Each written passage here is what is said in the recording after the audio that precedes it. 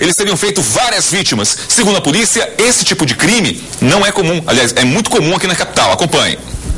Esta mulher, que prefere não mostrar o rosto, conta que estava próximo ao ponto de ônibus no Jardim Nova Esperança quando foi abordada pelos assaltantes. Eles chegaram perto de mim e agarraram meu braço bem forte e pediu a bolsa. E eu tentei segurar a bolsa.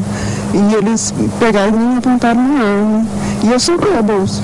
João Oliveira Neto, que já tem passagem por receptação e uso de drogas, e Alzenilton Moura do Nascimento foram presos no bairro Capuava, suspeitos de cometer o crime.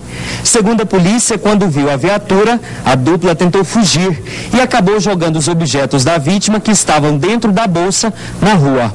Nós tivemos que fazer uma pesquisa nos objetos que foram recuperados, ligamos nos números de telefone, realizamos diligências, né, nos endereços de comprovante de endereço, até chegarmos nas vítimas. Chegando aqui, as vítimas relataram para a gente se tratar dos mesmos, né?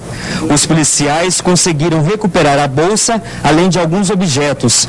Esse sargento diz que esse tipo de assalto é muito comum e faz um alerta para as mulheres.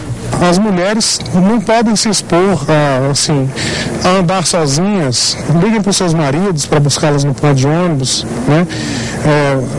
Tentem fazer, estar sempre em locais iluminados, dê uma volta maior para estar em locais mais movimentados, porque uma mulher sozinha é uma vítima muito fácil de se tomar. O ladrão não tem necessidade nem de usar armamento, ele toma na força bruta mesmo. Cuidados que a diarista diz que vai tomar a partir de agora. Minha bolsa eu quero carregar. Embarcar em um ônibus está se tornando cada vez mais impossível. As mulheres, principalmente, que são vítimas fáceis ali, os bandidos ficam sempre na tocaia, escondidos, atrás de uma árvore, perto de um muro, rente ali em algum lugar que possa dar visibilidade até o ponto de ônibus. Depois, no momento certo, atacam, quando não, estupram, violentam e tiram a possibilidade de ter paz, sossego. A mulherada cada vez mais acuada e com medo. 8h28.